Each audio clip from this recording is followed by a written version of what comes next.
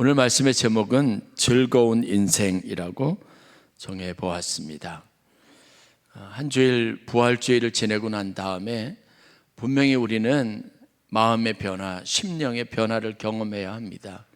왜냐, 주님이 부활하셨으니까요. 다시 사셨으니까요. 어떤 분이 신방을 하는데 산소망이라고 하는 지난주에 그 표현 하나가 내내 한 주간 동안 본인에게 큰 도전과 은혜가 되었다는 말씀을 하시더라고요. 그렇죠? 하나님의 말씀은 살아있고 운동력이 있어서 우리의 영과 혼과 골수를 쪼개기에 충분하다고 했으니까 그 말씀은 우리의 심장뿐만 아니라 우리의 영혼, 우리의 두뇌, 우리의 감정까지 다 파고들어서 내 육체와 내 삶을 지배하는 충분한 능력이 있다고 믿습니다. 그런 걸 따지자면 한 주간 우리는 주님의 부활의 기쁨이 내 삶의 여러 곳에서 구체적으로 실제적으로 나타나는 증거가 되어야 함에도 그러지 못하는 현실을 살아가고 있습니다. 다시 한번 지난주 메시지를 되새겨 보면 부활의 신앙, 산소망이 우리에게 가져다주는 의미 있는 세 가지의 변화가 있습니다. 그 첫 번째 변화가 죄를 대하는 우리의 태도의 변화입니다. 우리는 더 이상 죄가 우리를 어찌하지 못해요. 우리에게는 죄를 이기는 권세와 능력이 있습니다. 예수님이 십자가에서 죽으셔서 정복한 것이 사망과 죄의 권세니까. 우리에게는 죄를 회개함으로 하나님과 다시 연합하고 그분이 주시는 능력을 소유할 수 있는 생명의 길이 열려진 것이니까 죄의 문제에 너무 집착하지 마십시오.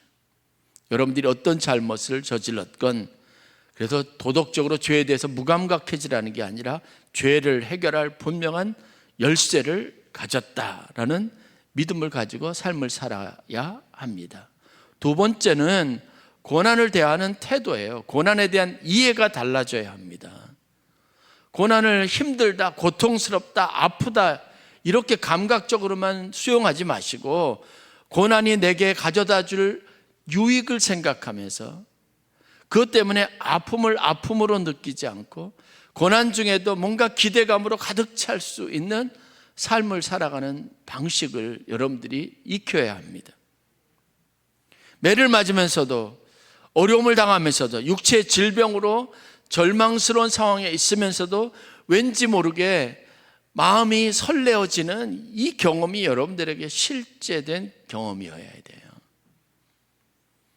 고난당하는 것이 내게 유익이라고 이제 여러분들이 분명하게 선언하고 그것을 여러분들이 신앙 고백으로 삼을 수 있어야 된다는 겁니다. 그리고 세 번째, 죽음을 대하는 우리의 태도와 시선이 바뀌어지죠. 죽음은 끝이 아닙니다. 소멸이 아닙니다.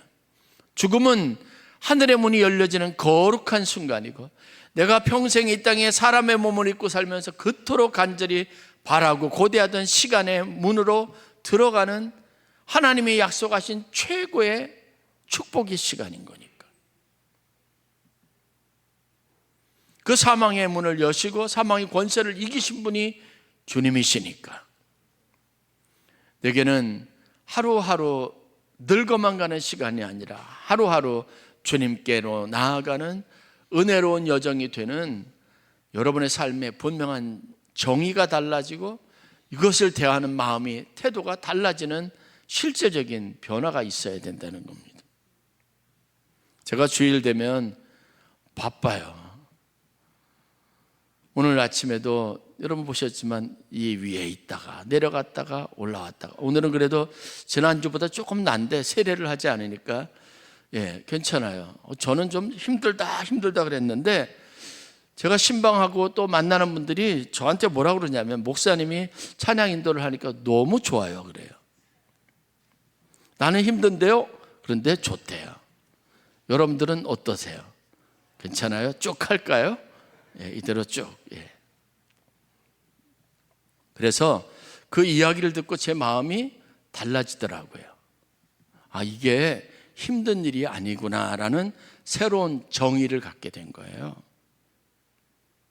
그 이전까지는 뭐냐면 이젠 전도사도 지났고 수련문 목회자 과정도 다 끝났고 이제 존회원 지나고 정회원이 지난 지도 한참, 이제는 뭐 감리사도 했고 뭐도 했고 다 했는데 이 나이에 내가 이것까지 하려 이렇게 생각했던 마음에 돌이켜보니까 제가 그렇게 은혜 안에서 살았고 은혜 안에서 그 순간이 너무 좋았고 감사하면서 섬겼던 시간들이 그 기억도 여전히 존재하는 거니까요.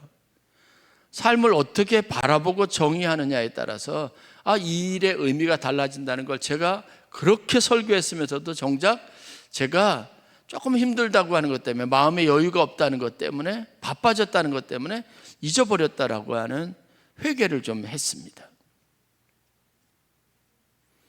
인생이 즐거워야 해요. 그게 주님께서 우리 인생에 주신 부활의 산 생명과 소망이 지향하고 있는, 우리에게 남기는 최고의 유익입니다.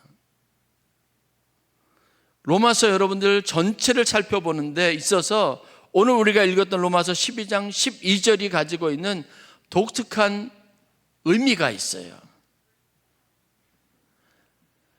1장부터 시작됐던 많은 이야기들이 오늘 로마서 12장 12절에 하나님이 우리를 구원하셔서 그 구원으로 말미암아 얻게 된 풍성한 생명을 가지고 변화된 새로운 존재가 되어서 이제 우리가 어떻게 살아야 하는지를 규정하고 있기 때문에 그렇습니다.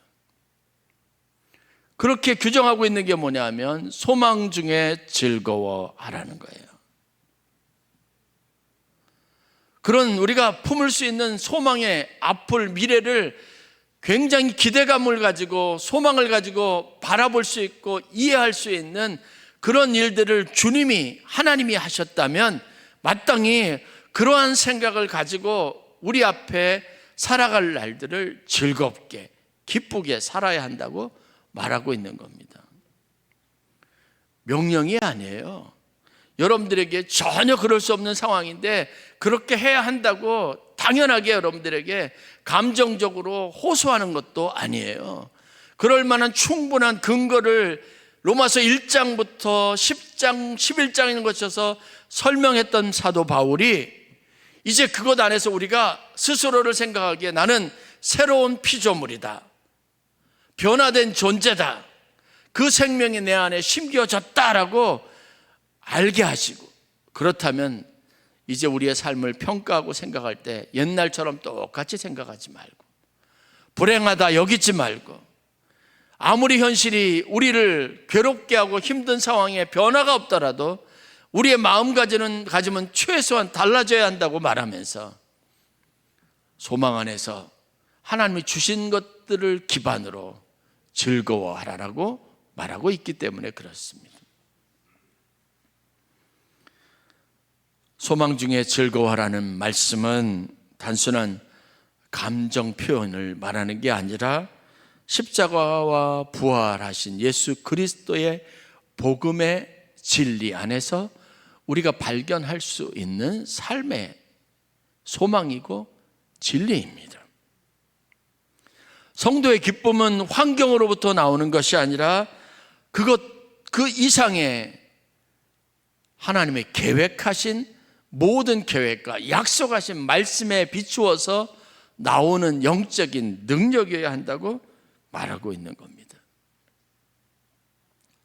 살면서 생각을 조금만 바꿔도 내 마음이 완전히 다른 경험을 하게 되고 내 안에 이 기분도 완전히 극과 극을 달리는 변화를 경험할 수 있다는 걸 알아야 합니다.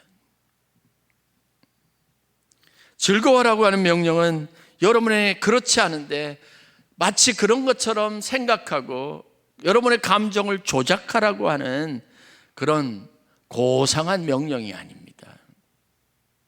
전혀 웃을 수 없는데 웃어야 합니다라고 여러분들을 웃겨드리려고 하는 이야기도 아닙니다. 현실을 아무리 보아도 즐겁지 않고 즐거울 요소가 없는데도 불구하고 여러분들에게 즐거워하라고 강요하는 것도 아닙니다.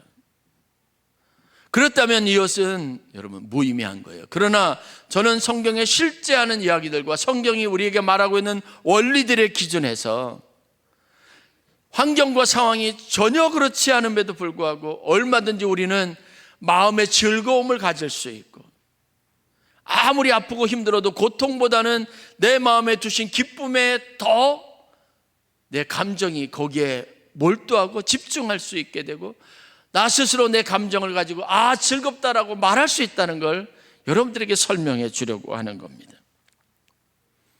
바울도 똑같이 아주 고상하고 아름다운 미사여구와 같은 화려한 수없이 많은 문장을 사용해서 그 논리적 근거를 여러분들에게 제시하면서 소망 중에 즐거워하십시오, 환난 중에 참으세요, 그리고 가능하면 여러분 기도하세요라고 권면하고 있는 겁니다.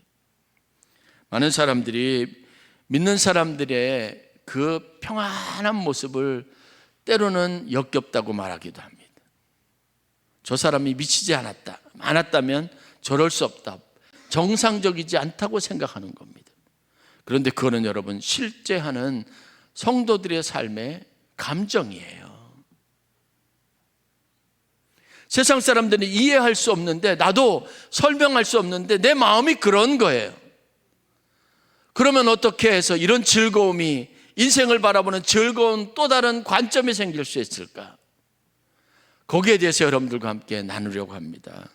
사도 바울이 말하고 있는 근거에 의하면 첫 번째, 로마서 1장부터 쭉 설명하는 것, 그리스도의 부활이 가져다주는 삶의 구체적인 변화와 열매가 무엇인지를 설명할 때 사도 바울이 제일 먼저 언급하고 있는 게 뭐냐면, 모든 사람이 죄를 범하였음에 하나님의 영광에 이르지 못하였다. 인간이 얼마나 죄인인지, 인간이 가지고 있는 실상과 생각하는 모든 것들을 두고 보면 항상 악할 뿐이고, 그 안에서 선한 것이라고는 찾아볼 수 없고, 나름대로 도덕적이라고 여기고, 나름대로 종교적이라고 여기고, 나름대로 잘 살고 있다고 말하고, 나는 행복하다라고 말하는 사람까지도 그 속을 들여다보면 얼마나 그 안에 위선적인 요소가 많은지를 다 솔직하게 말하고 있습니다.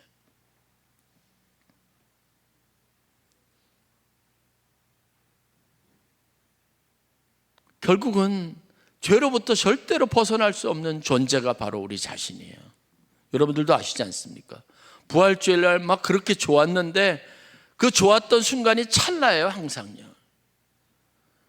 이 교회 문을 받고 나가는 순간부터 여러분 표정이 달라지고, 만나는 사람이 기분 좋은 사람이면 그나마 조금 유지할 수 있는 감정적인 요소가 있는데, 만나는 사람이 내가 만나지 않았으면 좋은 사람이면, 내가 피하고 싶은 사람이면 이 마음은 금방 어두워지는 겁니다. 저나 여러분이나 별 볼 일 없는 사람들인 거 분명합니다.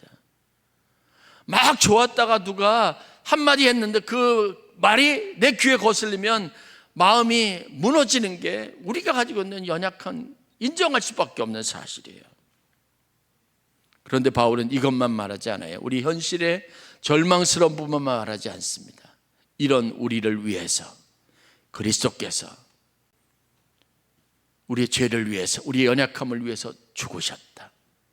그리고 우리의 인생에 그게 다가 아니라 하나님의 능력이면, 우리를 그 정도로 위하시는 하나님의 마음이면, 하나님이 자기 독생하는 아들까지 아낌없이 우리를 위해서 대속물로 주실 수 있는 큰 사랑이라면 우리가 구원받을 수 있다.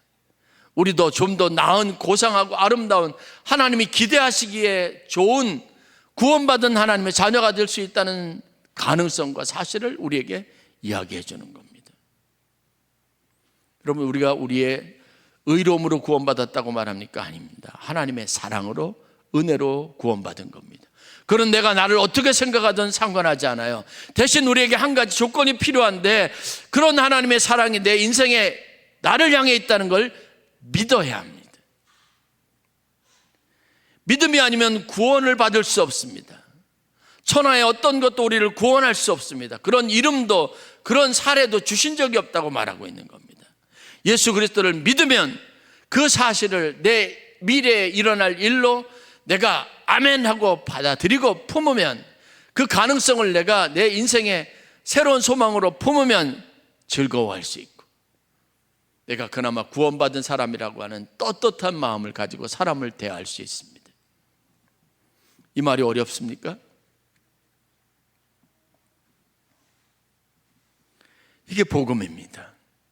예수를 믿어야 될 이유입니다. 예수를 믿지 않으면, 예수님의 십자가 사건과 부활을 믿지 않으면 우리의 미래는, 우리가 생각하고 살아야 할 앞날은 아무런 의미가 없어요. 내가 이 상태로 계속 가야 된다고 생각하면 여러분 견딜 수 있을까요? 아니에요. 앞에 조금 있으면 이렇게 될 것이라는 그런 소망이 있어야 오늘을 살아가는 게, 내 삶이, 내가 하는 일이 의미도 있고 견딜 만하고, 그것을 위해서 기도할 힘이 생기는 겁니다. 소망 중에 즐거워하라, 오래 참으며 기도에 전념하라는 거예요. 이 말씀이 가지고 있는 것은 단순히 여러분 명령적으로 여러분들에게 하는 게 아니라, 최소한 바울이 가지고 있는, 그가 가지고 있는 정서는, 그의 마음은 간절합니다. 그가 현실 속에 있는 성도들을 바라보고 자기 자신이 받는 고난의 근거에서 누구를 바라보든 자기 자신을 생각하든 자기는 도저히 삶에 대해서 긍정할 수 없어요. 그러나 하나님을 생각하면 이상하게 삶이 아름답습니다. 우리가 행할 일, 하나님께서 우리 가운데 행하실 일들을 기대하면 뭔가 가능성이 생기기 시작하고, 그 틈으로 무엇이 오냐면 햇빛이 비치고 은혜의 빛이 내 삶을 따뜻하게 하고, 내 감정을 딱딱하게 굳어버린 내 감정을, 얼어붙은 내 마음을 무장해제시켜주는 새로운 신비한 체험을 할 수 있는 겁니다. 소망은 기쁨을 낳습니다. 그 소망을 가질 때 인생이 즐거워질 수 있습니다. 세상에 아이들을 보면 마냥 행복해 보이는 이유가 뭘까? 아이들은요, 자신의 모든 것을, 먹고 자고 생활하는 것까지 다 책임져 주는 분이 있다는 단 한 가지 사실에 근거를 두고 있기 때문에 마냥 행복한 거예요. 우리가 어린아이의 단계를 벗어나서 어른이 된다는 게 뭐냐면, 자기 인생에 스스로 책임져야 된다는 사실을 자각하고 인식하고 그 기반을 가지고 살아가기 때문에 피곤한 겁니다. 하나님이 그렇게 말씀하셨잖아요. 하나님 우리에게 그 생명을 주셨다고 약속하셨잖아요. 믿어야죠. 제가 수요일 날 신방하면서 그 얘기를, 신방하면서 그분이 입을 통해서 듣고 난 다음에 제가 굉장히 격려를 받았어요. 그래서 그날 오후에 오늘 부를 찬양곡을 정한 겁니다. 찬양 인도하면서 제일 힘든 게 뭐냐? 선곡이에요. 선곡. 악보를 찾아가지고 코드 진행이 맞는지. 그래서 하나님이 내 마음에 오늘 불러야 할 찬양을 주시지 않으면, 가사와 내용과 제목과 운율과 곡조와 선율이 떠오르게 하지 않으면 이거 정말 힘든 거예요. 그런데 하나님의 은혜가 있으면요, 이날 이 시간에 내 마음과 내 생각을 그대로 반영할 수 있는 곡들이 내 마음속에 물밀듯처럼 몰려와서 내 머리와 가슴을 채웁니다. 저와 여기 찬양팀들은 그냥 찬양하는 게 아니라 이미 그 감격과 그 은혜와 그 사랑을 느끼고 그것을 가지고 여러분들과 함께 나누는 거예요. 그래서 저희들이 모여서 기도하면요, 이 은혜가 여러분들에게 그대로 전해질 수 있기를 바라는 겁니다.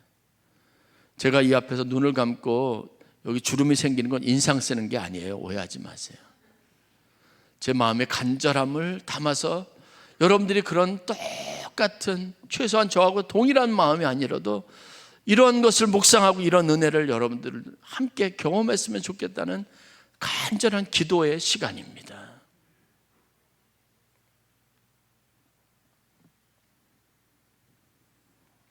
우리가 성경에서 보는 사람들이 있습니다.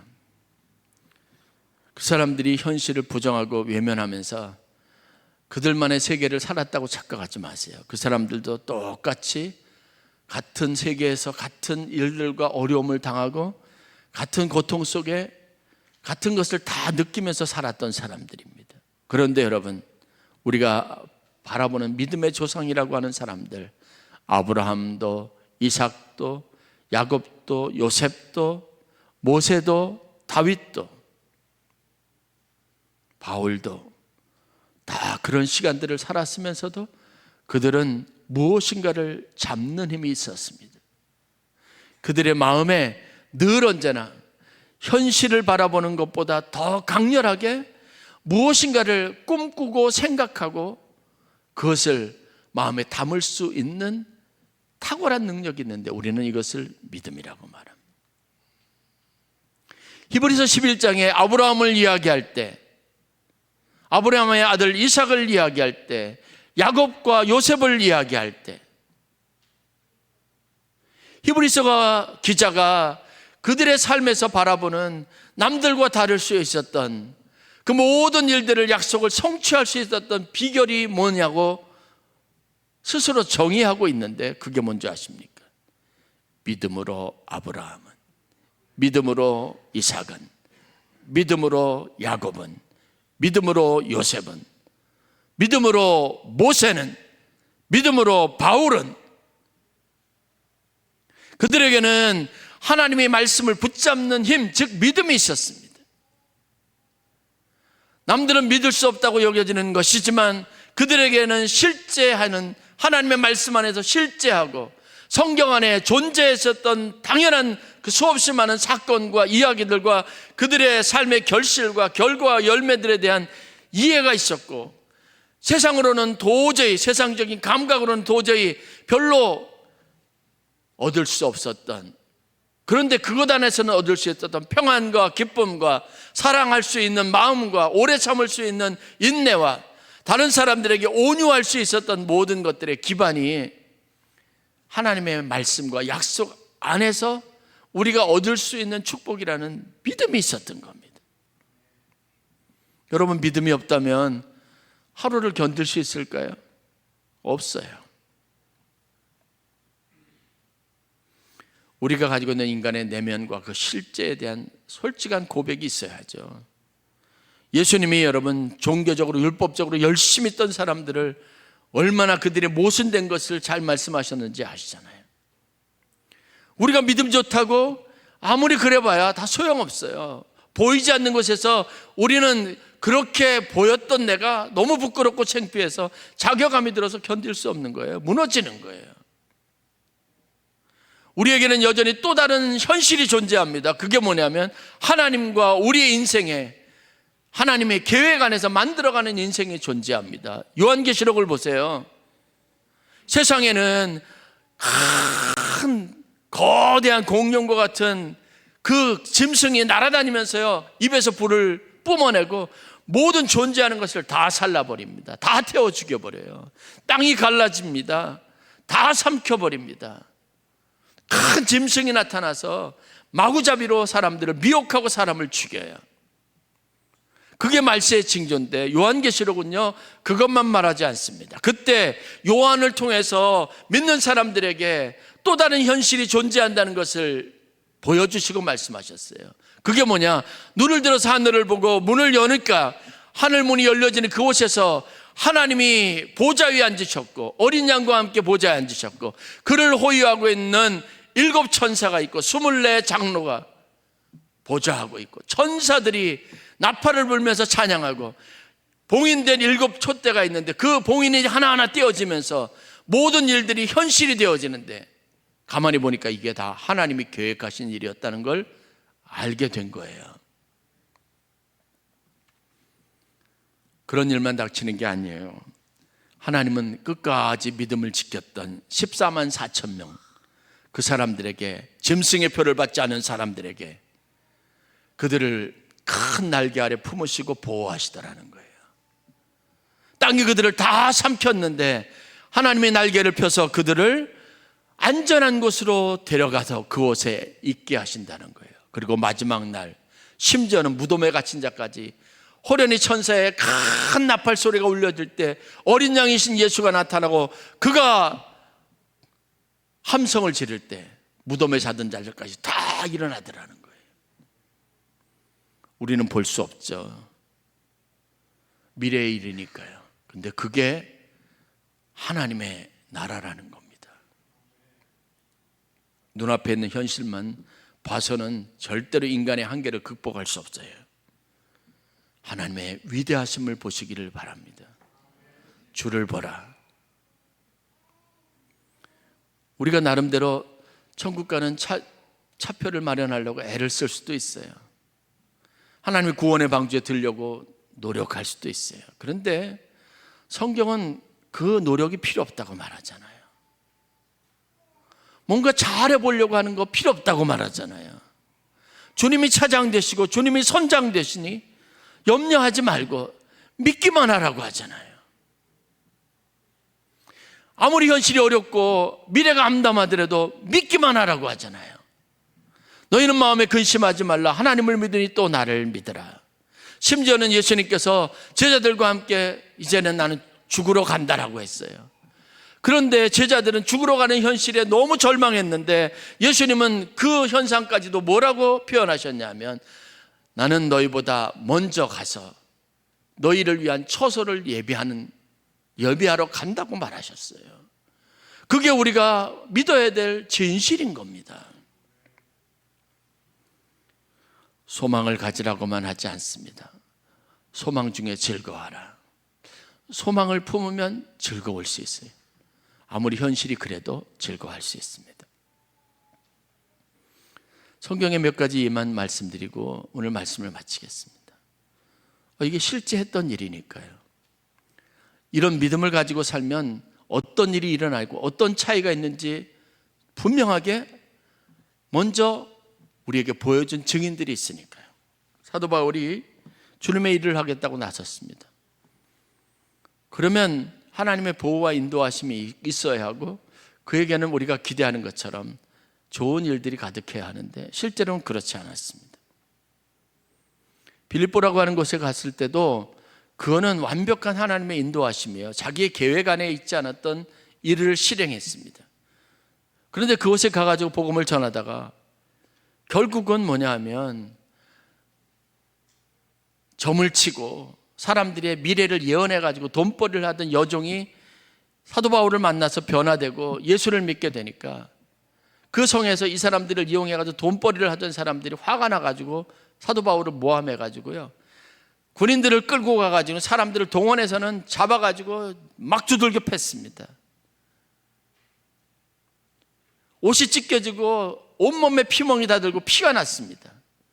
그리고 끌고 가가지고 손발에 다 찼고 그러니까 쇠사슬을 채워가지고요 그냥 차가운 지하 빌립보 감옥에다 던져버렸어요.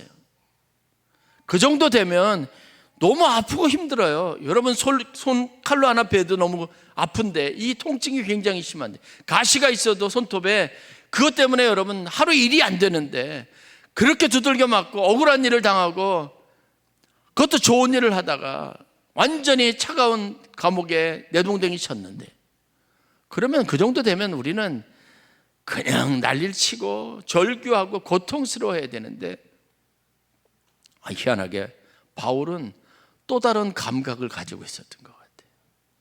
뭐 했죠? 그의 표정은 일그러져 있지 않았습니다. 그곳에서 자기와 함께 있던 신라와 함께 찬양했다고 해요. 어떻게 노래가 나올 수 있죠? 어떻게 찬양할 수 있죠? 그런데 여러분 찬양의 능력을 아십니까? 하나님을 생각하니까 그분이 머릿속에 떠오르니까 찬양하고 싶어요. 찬양을 하는데 내 마음에 젖어드는 평안이 있습니다. 원망이 사라지는 겁니다. 그게 신비입니다. 그가 그렇다고 감옥에 있는 게 상황이 바뀐 게 아니고 그의 상처가 기적과 같이 싹 아문 것도 아니에요. 아픔은 아픔으로 통증으로 남았을 텐데 침침하고 고통스러운 상황은 여전히 그의 삶에 그를 둘러싼 환경일 텐데 희한하게 그의 마음은 달랐습니다. 주님을 생각하니까. 여러분들이 알잖아요. 사도 바울은 그런 순간을 명예롭게 생각했어요.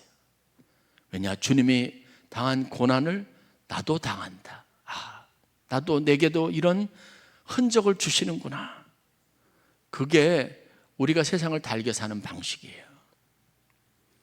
뜨거운 풀못불을 더 위협하듯이 더 뜨겁게 만들어 놓고, 몰라요.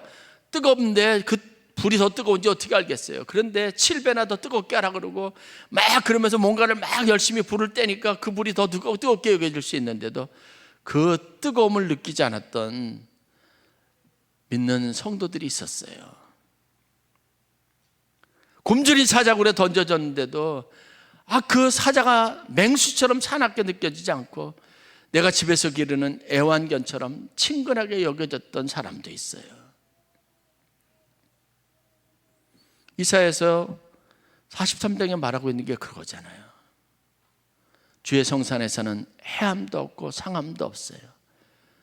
양과 이리가 같이 지내도 아이들이 독사굴에 손을 넣어도 무는 일이 없어요. 그게 하나님의 나라라고 하잖아요. 이 땅에 살면서 저는 여러분들이 하나님의 나라를 살기를 주의 이름으로 간절히 축원합니다. 그 상상과 그 마음을 가지기를 바랍니다. 저 사람이 아무리 나에게 못되게 해도요, 저 사람이 나를 해할 수 없어요. 왜냐? 하나님이 나를 지키시니까. 어떤 협박도 나로 위축되게 하지 못해요. 하나님이 나의 보호자가 되시니까요. 세상에 다 내 것을 다 쓸어가도 내가 궁핍하지 않아요. 하나님이 나를 먹이실 테니까요. 이 사실을 믿는데, 이 사실을 붙잡는데 뭐가 문제가 될 수 있겠습니까? 히브리서 11장 33절부터 38절에 보면요, 어떤 사람은 맹수에게 쫓기기도 하고 어떤 사람은 몸이 톱으로 잘라지기도 했대요. 그런데도 전혀 의식하지 않았대요. 고통을 느끼지 않았다. 고통을 고통으로 반응하지 않았다는 거예요. 이유를 설명하는데 33절에 그들은 믿음으로, 그들이 믿음이 있어서 그랬대요. 믿음은 결코 가벼운 일이 아닙니다. 우리가 믿는 믿음은 아시죠? 하나님께서 나를 사랑하셔서 나를 모든 죄악에서 구속하시고 영원한 생명을 주시기 위해서 자신의 가장 아끼는 독생자 예수 그리스도를 우리를 위해서 희생의 제물로 주셨대요. 그리고 다시 부활하게 하셔서 우리가 인간으로 살다가 마침내 우리의 마지막이 어떻게 될 것인지를 예수님을 통해서 보여주셨대요. 그래서 우리가 영원히 죽지 아니할 생명을 소유한 자가 되게 하셨대요. 이걸 믿는 겁니다.